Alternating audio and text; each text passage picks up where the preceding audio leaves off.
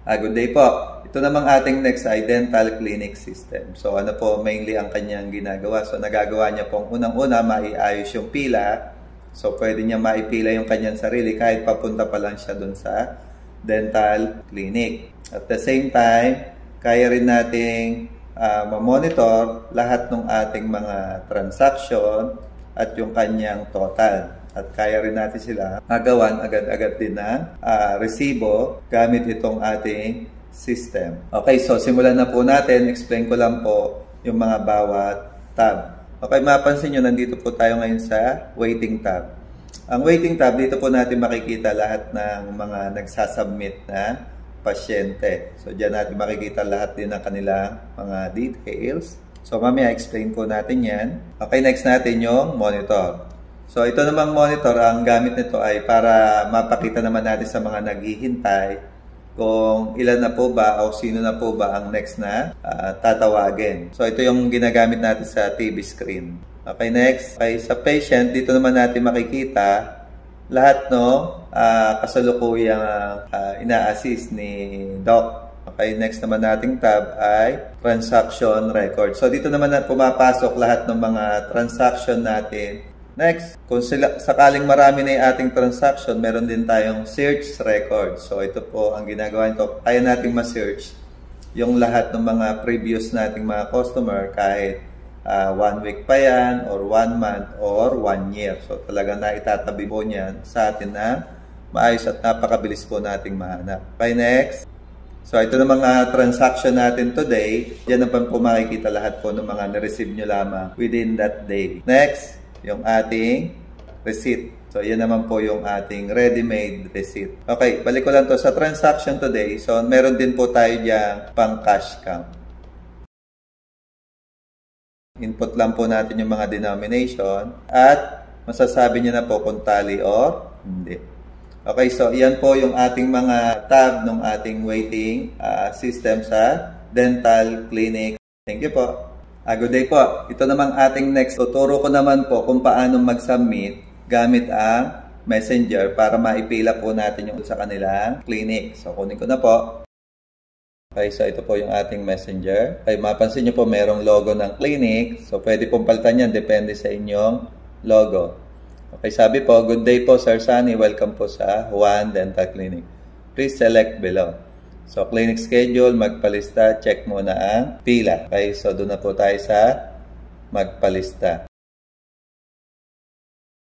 So, para may pila po kayo agad, please select below. So, pa-check up, follow up, si dental services, check muna ang pila, regular, check. Okay, so dito po tayo sa pa-check up.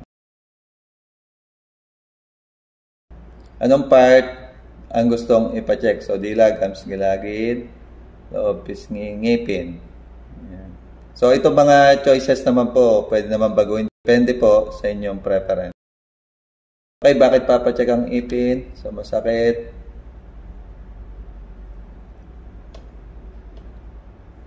Okay, ano daw po kaya yung dahilan? Ba't masakit ang ngipin? Kumain na, so example, kumain na ice cream. Okay, kaya po ba mapakita sa video o picture ang ngipin na masakit? Depende sa atin kung gusto nating ipakita. So, pwedeng sa dentist na lang. Gaano katagal nyo na po ito nararamdaman? So, si Messenger na rin po yung nagtatanong talaga sa atin. So, example, may 2 araw na. Okay, may laboratory test po ba kayo? Okay, so wala pa. Napatingin nyo na po ba sa ibang dentista? Hindi pa. So, talagang 1 by 1, tinatanong tayo ng mga kailangan. Okay, Sunny Flores po ba ang inyong name? Yes. Ito po ba yun yung cellphone number? Yes. Address nyo po.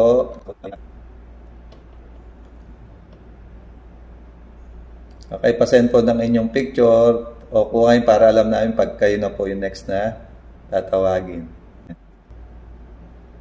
So, ayan, nasubmit na po. Makintay lang po muna po kayo. Isa pang kagandahan po dito ay kaya rin natin ma-check kung pang ilan po ba tayo sa pila. So, click lang po natin itong pang ilan sa pila. Ayan. So, kita nyo po number 1. May isang pila lang po. Pwede na po kayong pumunta para hindi malagpasan yung ating pangalan. So ngayon, check natin sa ating PC kung iisa nga lang po talaga ipila. Ayan, mapansin nyo po. So, isa nga lang po talaga. So, nandyan yung mga details. Since kasasubmit niya lang po, kaya yung waiting time niya ay just now. Yung picture po nung nag-submit. So, andali natin makilala. Yung kanyang name, cellphone number, at yung kanyang address. Nakikita na rin natin kung new check-up. Okay, tapos ano yung kanyang papa-check up. So, masakit. Baka dahil daw sa kumain siya ng ice cream. Okay, tapos nararamdaman niya na raw ng 2 araw na. So, walang laboratory, walang reseta. So, hindi niya pa napatingin sa iba. Then, yung kanyang reference. So, talagang napakaginhawa po. Talagang na-assess na po natin yung kanyang gustong ipa-check. Thank you po. Good day po. Mag-try pa po tayo mag-submit ng isa pa. So, para makita natin na nadadagdagan lang po itong ating mga nakapila. So, kunin ko na po yung ating messenger. So, magpalista. Okay, so ano po yung ating gagawin? So, pa-check up. Yan, so example, yung gilagid po, yung ating papacheck. So, bakit papacheck ang gilagid? So, example, namumula. Ano yun? Kaya ang dahilan bakit namumula ang gilagid? So, kumain ng hipon. Okay, next. Okay, kaya po ba mapakita sa video o picture ang gilagid na namumula? So, yes, pwede. So, ito pa yung kagandahan na kapag pakita tayo ng picture. So, ayan po yung namumula. Okay, so gaano katagal nyo na po ito nararamdaman? So, example, 3 araw na. Okay, may laboratory test po ba kayo na related sa papa-check up? For example, hindi kailangan. Patingin nyo na ba? Hindi pa. Okay, so ito po ba yung name? Yes. Okay, ito po ba yung number nyo? Yes. Address nyo po. Example, Orani. Okay, pasend po na inyong picture. So, kuha tayo ba para makita nyo pong magkaiba po. Yan. So, nalista na po. Ito po yung ating name. Ngayon, check po natin yung pila. So, dapat maging 2 po yan. Ayan. O, mapansin nyo po, pangalawa tayo. Isang 10:16 at 10:28. Ngayon, check po natin sa PC kung naging 2 nga po. Ayan. O, kung mapansin nyo po, 2 na po sila. So, talagang napaka-convenient po. So, wala po tayong staff na nagtanong or secretary. So, talagang sinundan lang po ng ating pasyente yung mga dapat sagutan at mapupunta na po siya sa ating record. Thank you po. Good day po. Ang next naman po natin, so paano naman kung ayaw na nating tumanggap pa ng pasyente, so dahil tayo magko-close na or kaya po ay holiday. So madali lang po, gamit lang po ang messenger, ay madali po natin mapapa-stop ang nagpapalista. Okay, so kunin ko lang po yung ating messenger.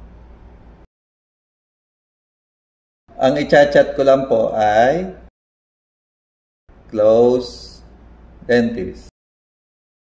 Ayan. So, ganyan lang po yung authorized po niya messenger account niya po. So, reason bakit mag-close. Okay, sample cut off na po. Bukas na lang po uli na 10 a.m. Thank you. And pasensya na po. Yan. So, yan yung ating reason. Send. Yan. So, na-update na yung ating reason. Okay, ngayon, kunin ko po yung ating phone ng customer. So, tatry niya mag-submit. So, check po natin. So, ito po. Yan. So, kailangan pag pinilikot po itong magpalista ay hindi po siya magtuloy. Instead, magsasabi po siya ng reminder. Click ko po. Yan. O, mapansin niyo po. Sabi niya, the dentist is out. Good day, Sir Sunny. Cut off na po. Bukas na lang po uli ng 10 a.m. Thank you and pasensya na po. So talagang napakadali po na ma-notify natin lahat ng ating customer. So napaka-convenient po nito sa kanila. Okay. So ngayon, try po natin i-open naman yung ating reminder. So, kung meron tayong closed dentist, meron din naman tayong open dentist. So, once na in-open natin, yan po, na-remove na raw po. So, kunin natin ngayon yung ating pang-submit. Okay, so ito na po. So, click lang po natin to magpalista. So, pag kinlik po natin to, dapat magtanong na po ito ng kung ano yung gagawin natin sa clinic. So, kayo na po naka-reminder na close. Ayan o, napansin niyo po, nagdiretso na. So, meaning, makakapag-submit na po tayo. So, ang bilis natin ma-notify lahat po ng ating magiging pasyente. At ang bilis po natin magsulat ng notes. So, ganun lamang po. Thank you po. Good day po. Next naman po natin. So, paano naman po kung merong nag-submit, pero siya po ay wala sa pila at hindi rin natin siya makontak sa kanya number. Or in short, invalid po yung kanyang submit. Okay, so madali lamang po. Punta lamang po tayo sa kanyang reference. So, example, itong si Sunny Flores po yung ating i-delete. Yan. So, ito po yung kanyang reference. Select lang po natin yan. At click natin itong button. Okay, select. Click ko po itong delete. So, dapat ma-erase na po siya dyan. Yun. Pansin nyo pa. Okay, so wala na po siya sa ating mga nakapila. Ganun lamang po kadali. Thank you po. Good day po. Next naman po natin. So, paano naman po ang pag-verify sa mga nag-submit o paano po sila tatawagin? Okay, so una, nakikita naman natin yung picture. So, makita na agad natin sa mga nakapila. Wala naman po sa pila, ay meron din naman mga cellphone number. Ayan. So, punta na po tayo sa kanyang reference. So, nandiyan na po siya. Select lang po natin yan at click po natin itong button. Pag-click natin itong button na green, ay pupunta po siya sa Patient tab. Sa Patient tab, ito na po yung monitor ni Doc. So, nakikita na ni Doc yung kanyang picture ng pasyente, yung pangalan, address, at kung new check-up lang, kung ano po yung kanyang ipapacheck, okay, gaano katagal na po nararamdaman, kung may laboratory or may reseta, napatingnan na ba sa iba, at gaano katagal na po rin itong naghihintay. Yan. So, kita po lahat ni Doc. So, konti na lang po yung kanyang tatanungin pa. Ngayon, after naman niyang matapos yung kanyang check-up, so pwede na po siyang magsulat ng kanyang prescription kung ano man po yung kanyang gustong isulat. Example, take 1 paracetamol per day for 1 week. So, example lang po ito And, ngayon, magkano po yung dentist fee? So, example, 200. Ayan. So, once na nag-green, ibig sabihin, complete na po yung fill up ni Doc. Click na po natin tong button. So, pag-click natin ng button, dadalhin niya po tayo sa ayan. So, gawa na po yung resibo ni Doc. Ayan. So, ganyan na rin po. Tapos, makikita rin po dito yung pangalan ng kanyang pasyente, yung kanyang prescription. So, malinaw po. Tapos, andyan na rin po yung total. So, naka-ready na po. So, nakatipid po si Doc sa kanyang mga sinusulat at malinaw po na nababasa. At after po natin matapos yung isang pasyente, so ganun din sa ating waiting. So dapat isa na lang po siya. Yan, kung mapansin niyo po, isa na lang po yung naghintay dahil natawag na po natin yung isa. So ganun lamang po kadali. Thank you po. Good day po. So try pa nating i-verify itong isa pang pasyente. So si Aro Flores, punta lang po tayo ulit sa kanyang reference. Select po natin at click po natin itong select reference. So, dadalhin niya po ulit tayo dun sa patient tab o ito po yung nakikita ni Doc. So, again, yung picture, then yung picture nung papacheck. Nakikita na po lahat ni Doc dyan. Ngayon, kung na-assess niya na po, wala nang gustong isulat na prescription si Doc, pwede naman dentist fee na lang. Okay, so example, 300. So, once na na-fill up, mag-green, click po natin ito. Click here to finish. Yan. So, ito yung pangalawa na nating pasyente. Ayan. So, number 2. Okay, tapos yung name, then yung price. So, kompleto na po ng ganun po kabilis at kalinaw. Ngayon, punta po tayo sa waiting. So, dapat wala na po naghihintay. So, no patient waiting. So, ganun lamang po kadali. Thank you po. Okay, good day po. Next naman po natin. So, saan naman po natin makikita yung mga na-transact po natin na dalawang pasyente? Punta lamang po tayo sa Transaction Records tab. So, ito po, dahil nakadalawa na po tayong transaction, iyan po sila. Naka-record na po siya. Ngayon, kung gusto natin siyang i-search, ito naman po. So, dito tayo sa Search Records. So, example, type ko po ay araw. So, mapansin niyo po, lumilitaw po agad. Napakabilis po natin sila mahanap. Okay, Sunny. So, yan po yung gamit naman ng ating search. So, ganun lamang po yung pag-check ng ating mga transaction. Thank you po. Good day po. Next naman po natin, saan naman po natin makikita yung mga transaction natin today at yung kanilang total. Okay, so dito po sa ating Trans Today tab, dito natin makikita yung oras, anong oras natin sila chinek. Okay, check up type, new, apart. Diyan po lahat ng kanilang mga details. Then yung ating notes, okay, yung kanilang reference at yung full name ng ating pasyente. So, ayan po sila, Sunny at Araw. So, mapansin nyo, may picture din po. Ang bilis po nating ma-filter agad itong mga details ng ating mga transaction. At hindi lang po dyan, so paano naman natin makikita yung total po today? So, sa bandang dulo po niyan, ayan po yung total, isang 200 at isang 300.